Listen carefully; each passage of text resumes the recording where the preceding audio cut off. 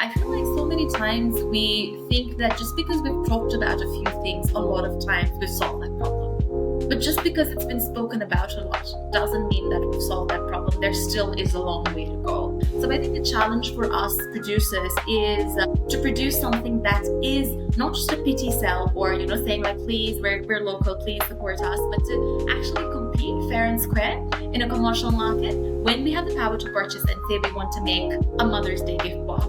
Then rather than purchasing, from something imported, we make a conscious decision to purchase from, especially female-founded businesses and local businesses. And I think it's those small choices that we make. If I have this money, whom do I spend it with? That's those choices slowly start making the difference. So Makuse is a word in the indigenous Nepal language. While it doesn't have an exact translation in either Nepali or English, the closest that would be is scrumptious. So that's our tagline as well, simply scrumptious. It's something that's beyond delicious. Hello and welcome to What's Brown Got to Do With It. So season 2 is all about breaking barriers, and my guest today is a testament to that statement.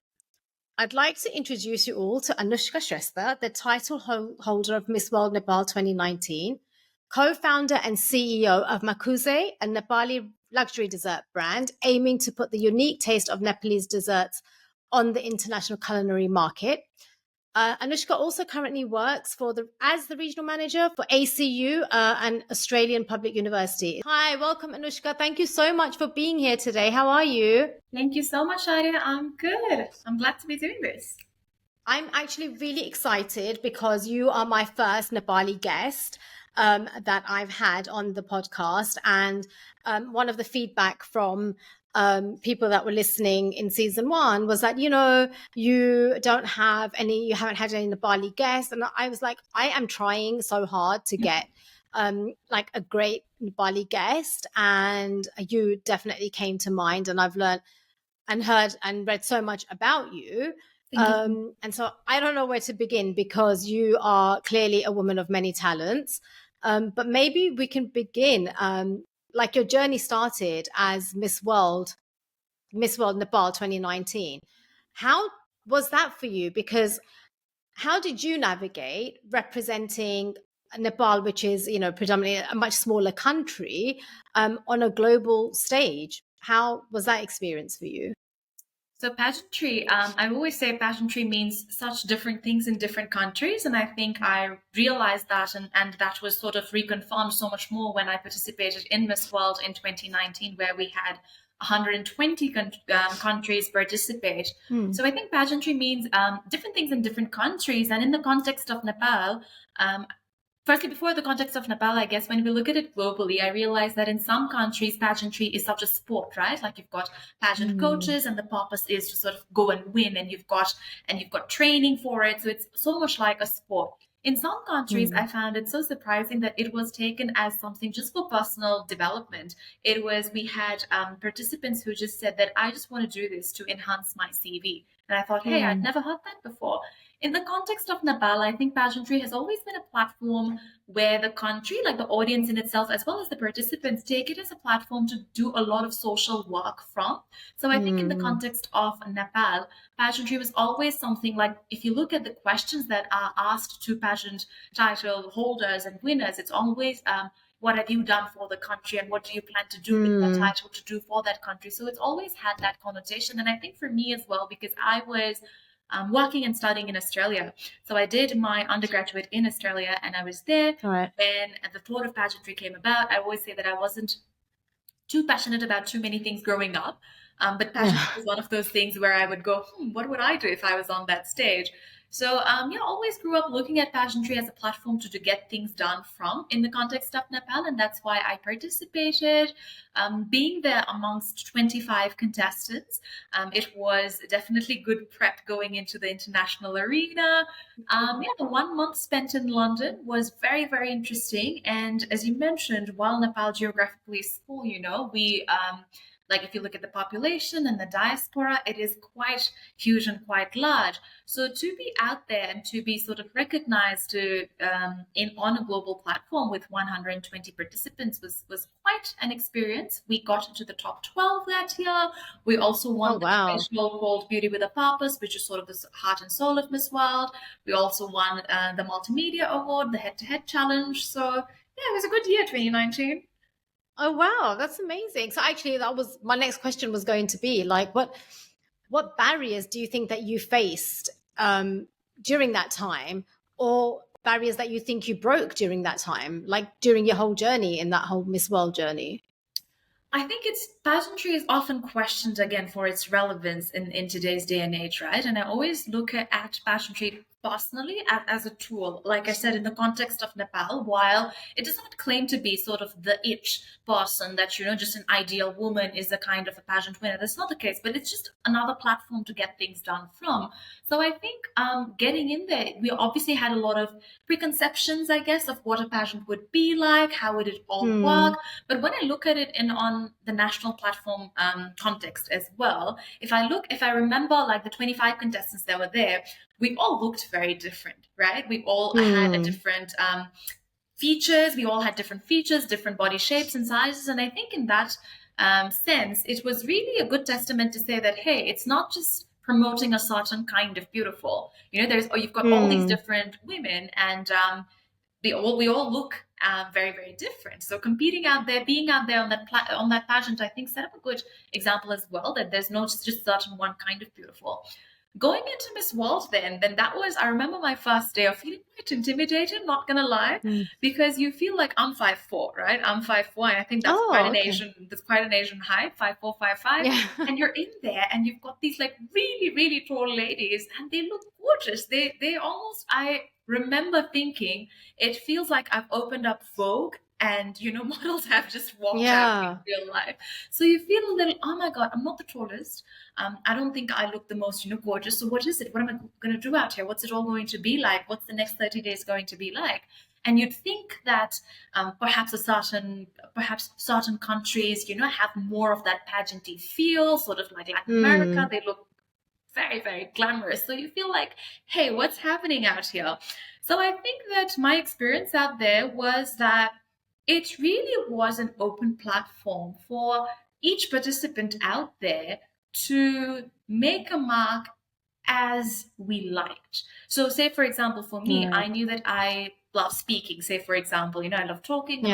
Like that is my thing. So I could do my thing out there. Whereas for some, they had their walk, or for some, they had their wardrobe, for some, So I think it was quite an interesting experience to see that you were sort of, I don't want to use the word allowed, but you could do your own thing, which was, I think, quite different from what I thought pageantry would be like.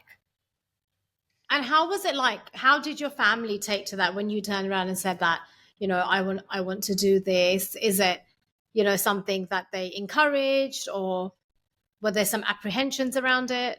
So I am the eldest daughter out of two daughters in my family, and my dad's a banker, and we've got a family of bankers, right? And I was working in a bank in Australia as well. So imagine the South Asian parent when your daughter says, "I'm going to leave a bank job to come participate in a pageant." They go, So I think there were definitely concerns with my family and my parents to be like, well, what is it going to lead to, So it wasn't that they were not supportive. In fact, my mother was very supportive from the very beginning. My dad was also he'd never sort of intervened or objected to it, but I knew he had his reservations of what is this going to lead to.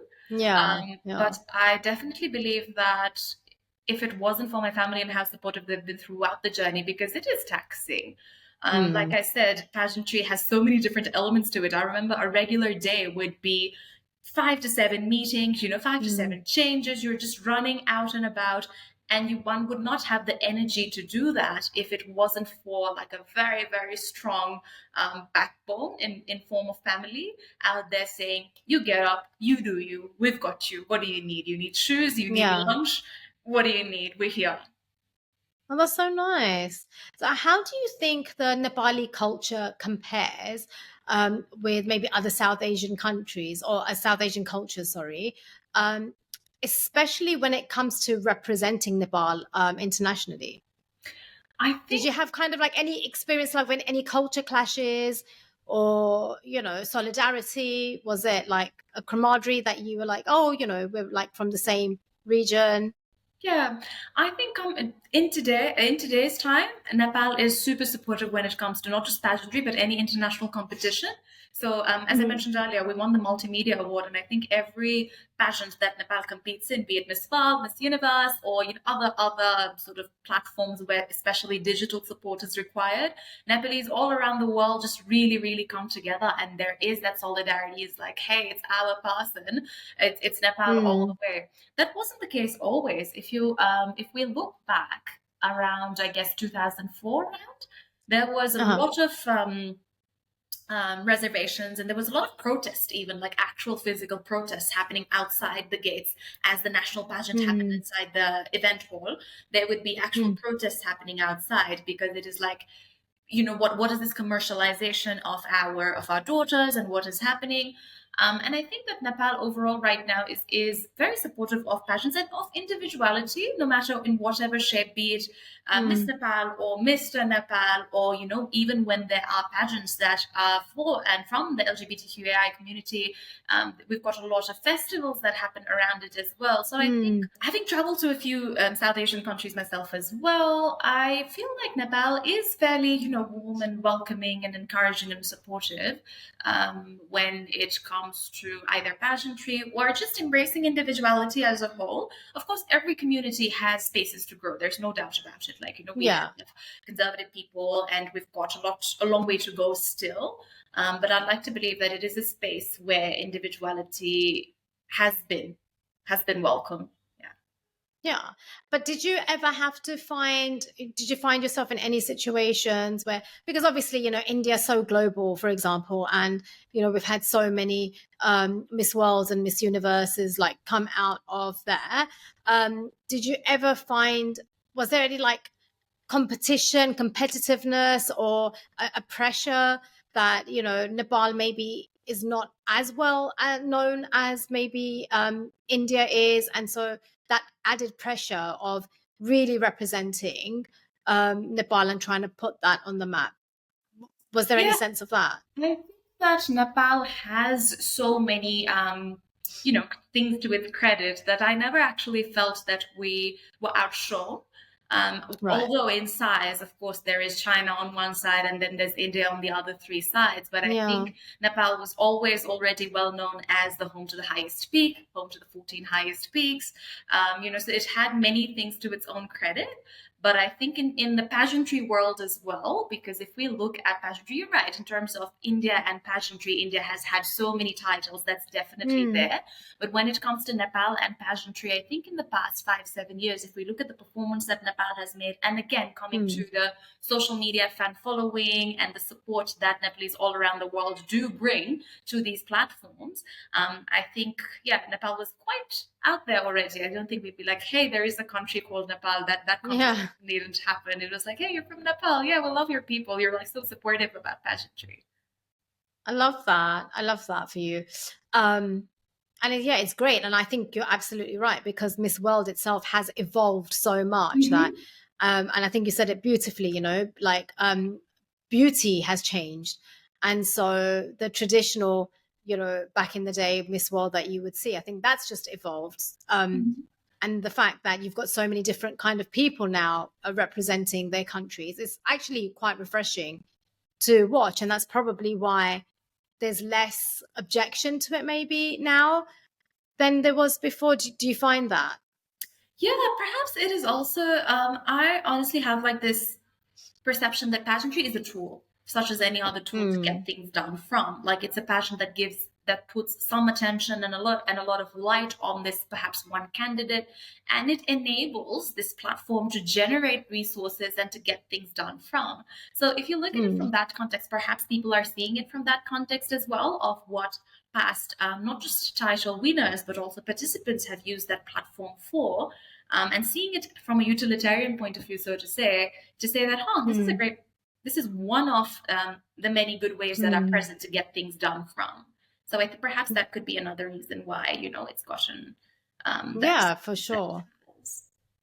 And that's kind of a good segue into my next thing, because it's very unique what you've done with your platform as well. And I'm really intrigued to know what inspired you. I want to talk about your Makuse. Am I saying that correctly? Am I pronouncing that Makuse. right? Makuse. What does Yeah. that mean? And like, what inspired you to start that?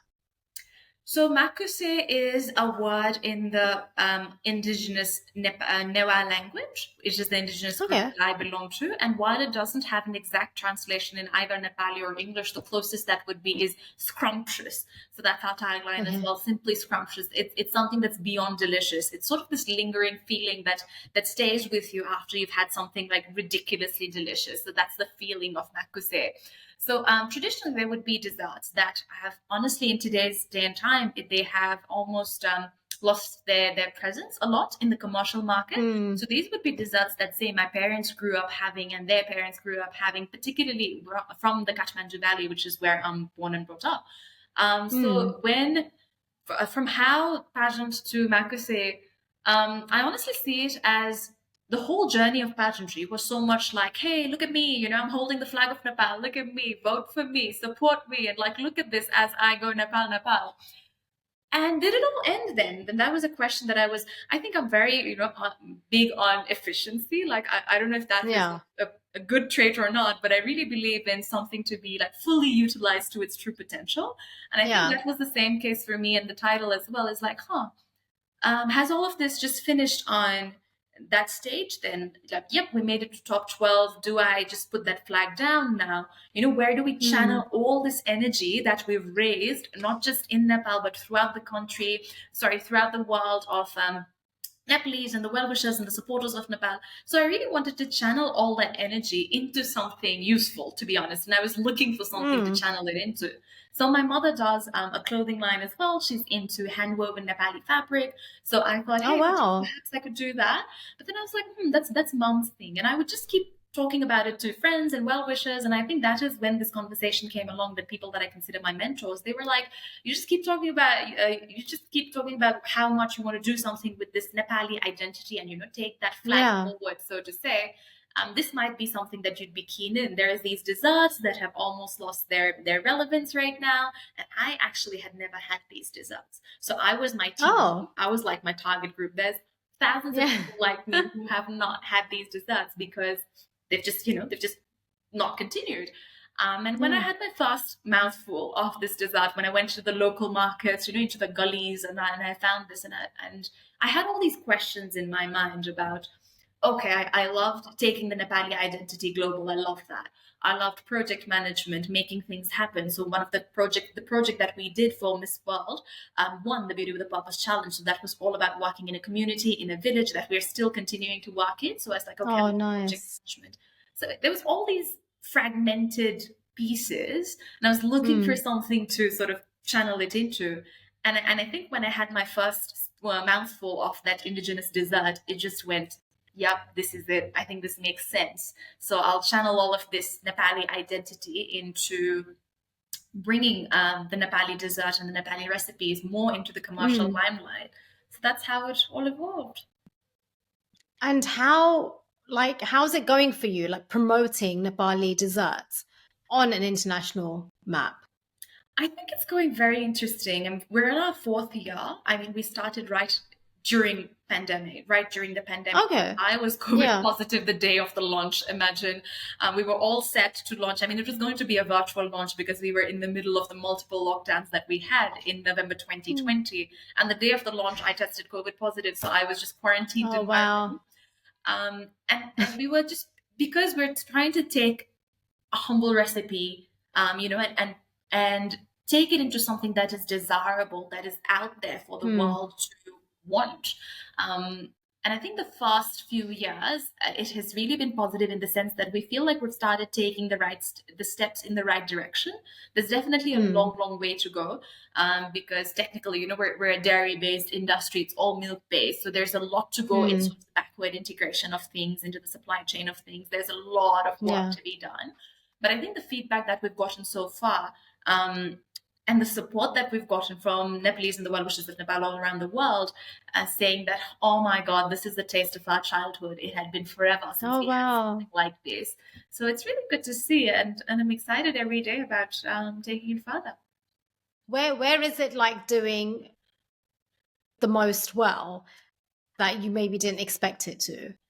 I think that um, when we look at the price point of things, and this is where I guess I can like just pull Yeah. me back if I'm getting a little too technical, is that when we look at the price point of things, we're like, what is expensive? You know, so say our signature product retails at around 700 Nepali rupees.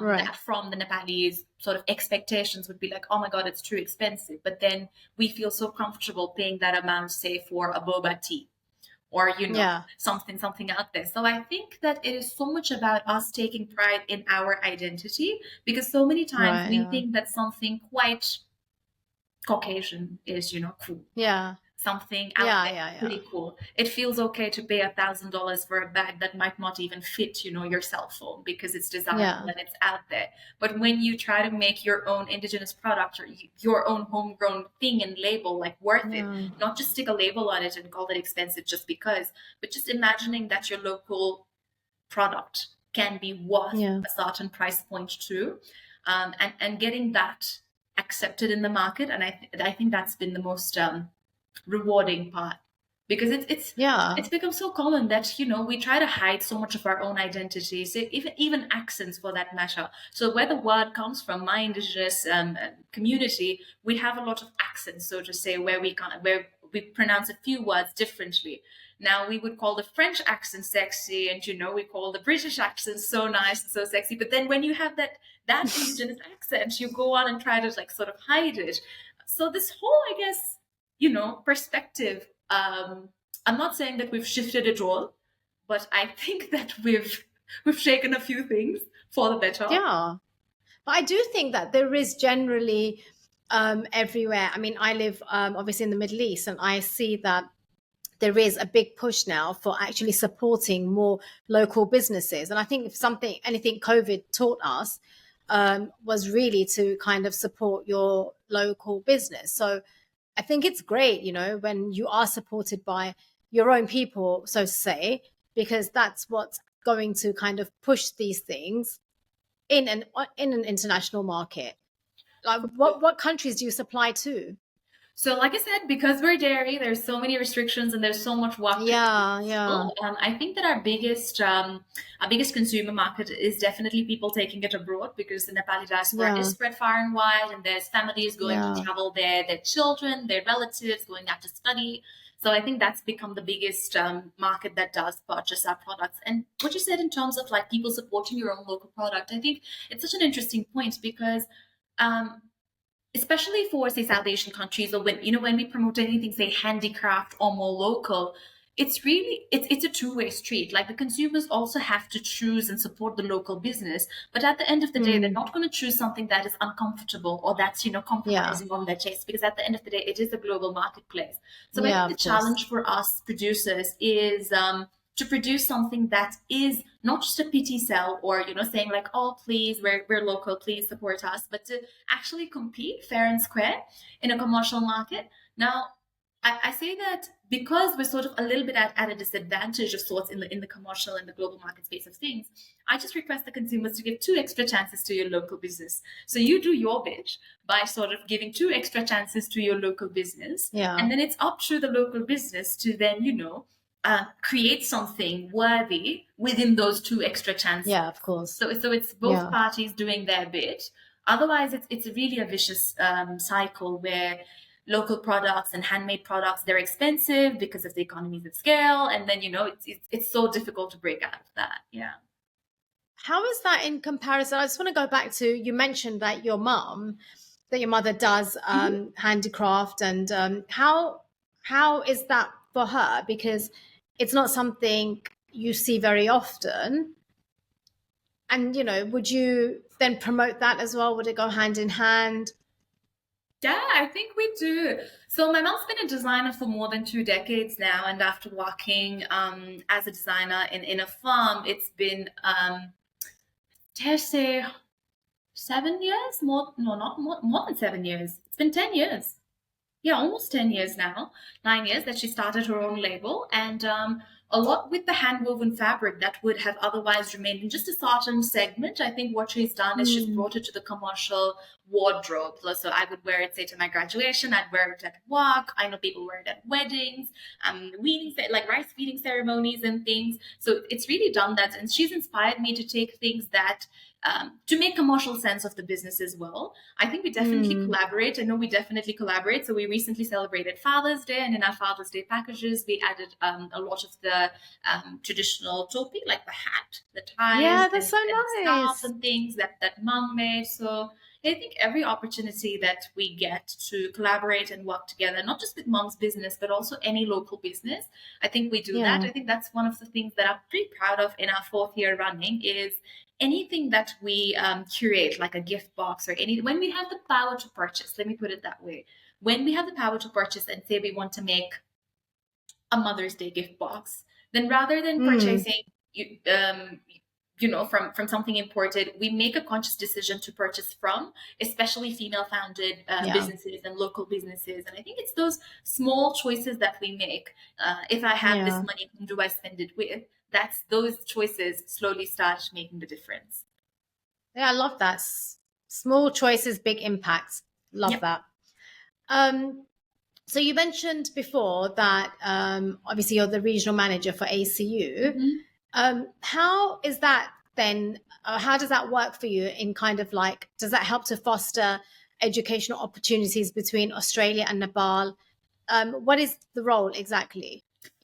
So this role that I have, I'm an AC graduate as well. So I've been with the Right. university now for 10 years. I started as one of the students, going out and asking questions, from then to studying there to working there in the admissions and finance department as well, and then coming back. And I started this role mid pandemic as well. I think that the trend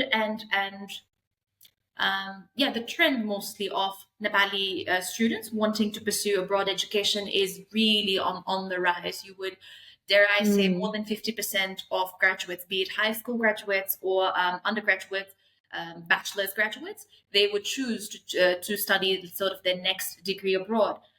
And while Mm. that in itself, global education is great. Like I really think it gives you that perspective as well. It shows you what you're capable of. It teaches you like very important values such as hard work and a lot of those things that sometimes when we stay with our own families and when we're staying in a privileged environment where we don't have to work, you don't grow those values. So in that sense, I think it's Mm. very, very helpful for young people to grow and learn through abroad education and staying abroad.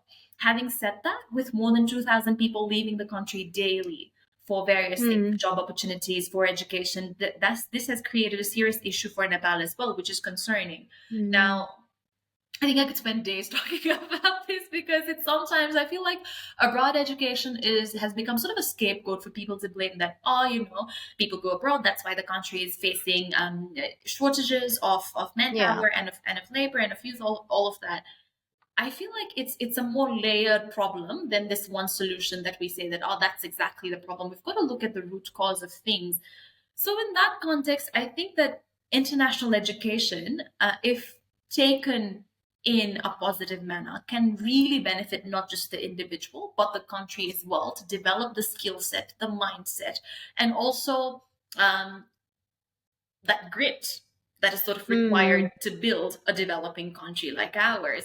And that's why I really see the advantages in abroad education. Having been an international student myself, I definitely see the advantages of it. So, one of the main reasons of me doing this role, which my role particularly entails, on one hand, dealing with recruitment agencies that do the recruitment for us, Mm. making sure that they're being compliant, etc.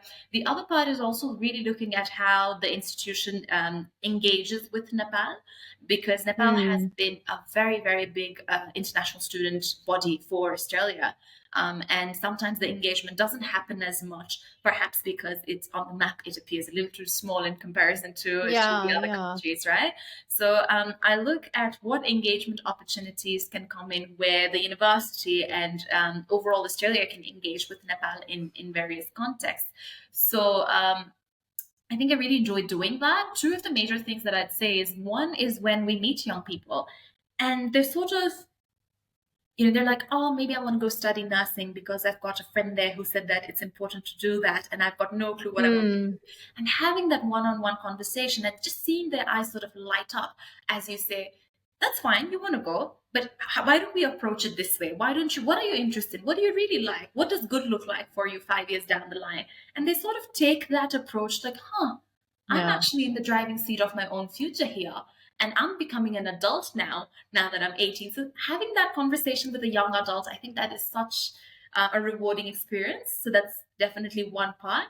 And the other part would be things such as, say, in February this year, we had the Vice Chancellor of the university, along with a huge Mm. senior delegation of 6 people, come in out here, visit Nepal, go to the institutions, and you engage and build more academic partnerships and whatnot. So building that engagement on an institutional level and on a national level as well with a country that contributes a lot to Australia as Yeah. well. Those are, I think, my two main reasons for staying in this role in the international education sector.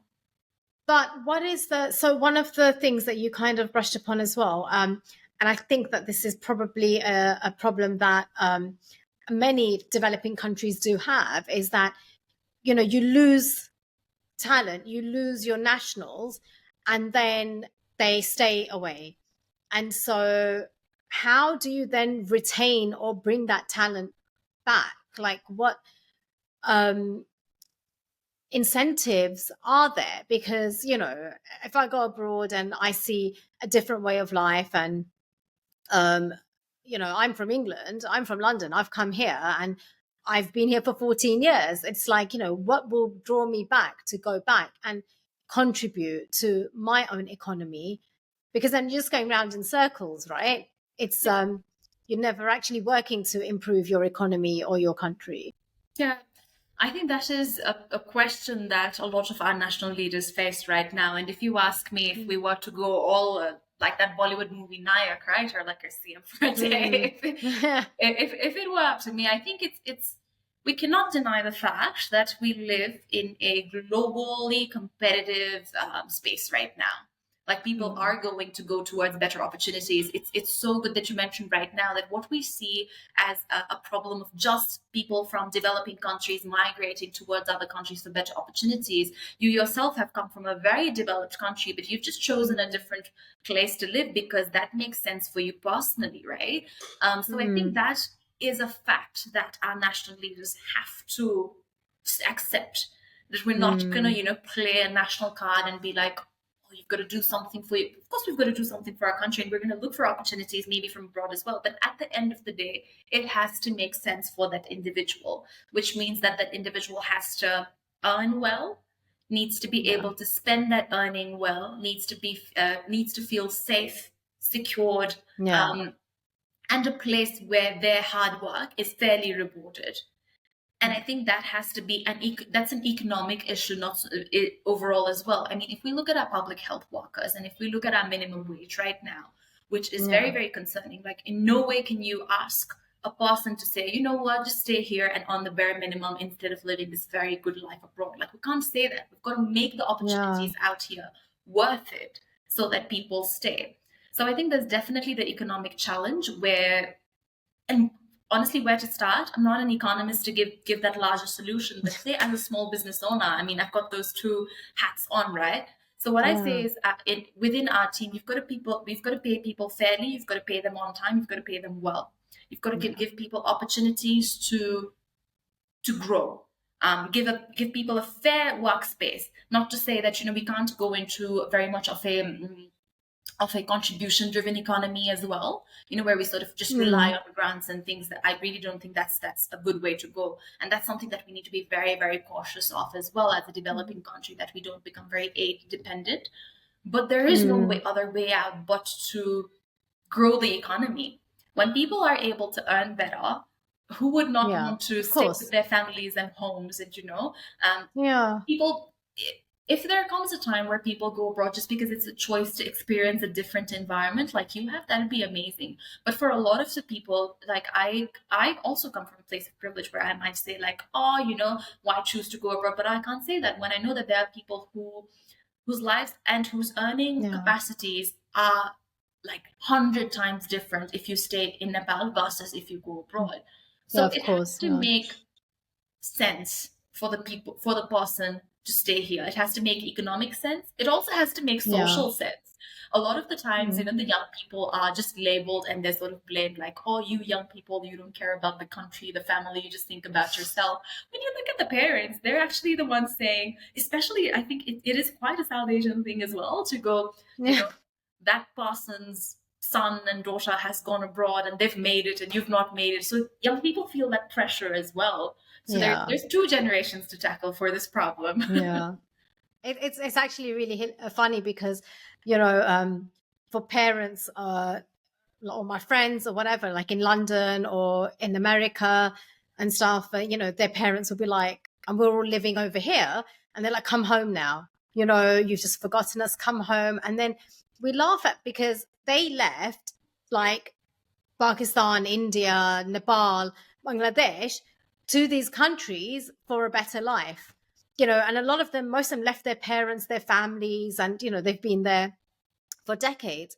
And then now their children are doing the same. And it's like, no, you need to come back. So it's just like this cycle that, you True. know, a parent is a parent. But what would be great is to have investment into the education that then is offered in country.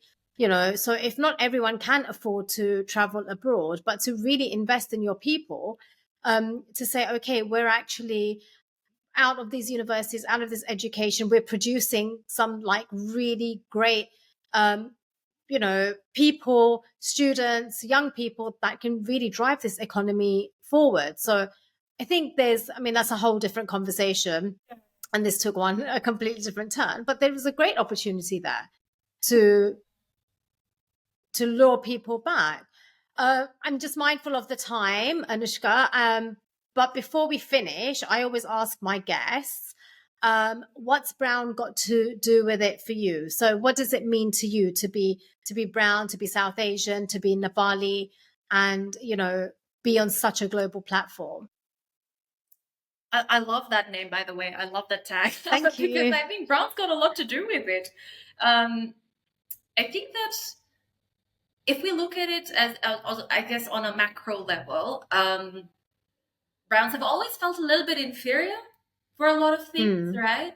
That we feel that we've got to make it. There's always, even if we look at how we dress and how we say decorate our rooms and what we're mm, proud of and what we aspire to be, it's always been like them and us. I think that's always been a mm. perspective that subconsciously has been Yeah, there in our minds. And I love how brown people all around the world are owning it right now, right from, I mean, especially as a yeah, woman, especially embracing, say, your skin tone. That is huge.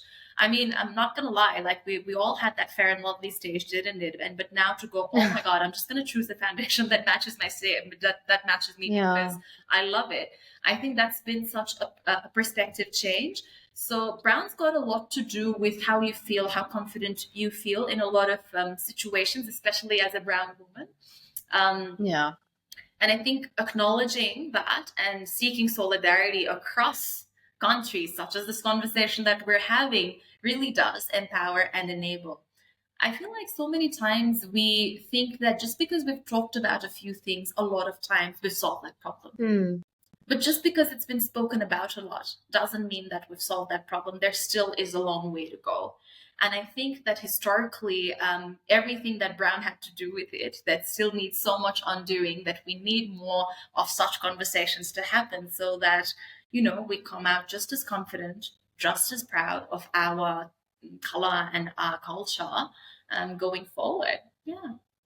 I love, you know what? I think this is my favorite answer to date from any of my guests. I think like this is going to be on loop now because I absolutely love that and 100% agree with that. And it was so well put and articulated. So thank you. And just thank you for, you know, being here today and taking time out to speak to me and for being my first of many, hopefully, Nepali guests. For sure. But thank you so much and good luck with everything. I really hope that, you know, it does expand. The business does expand. I hope that it really, you know, people really want to know more about Nepali culture and heritage and identity. And I think it's just really great, like the work that you're doing. So thank you. Thank you so much for having me. I look forward to being able to welcome you in Nepal, hopefully someday soon. Oh, definitely. It's on my bucket list. I'm coming soon. Thank you. Thank you, Anushka. Take care.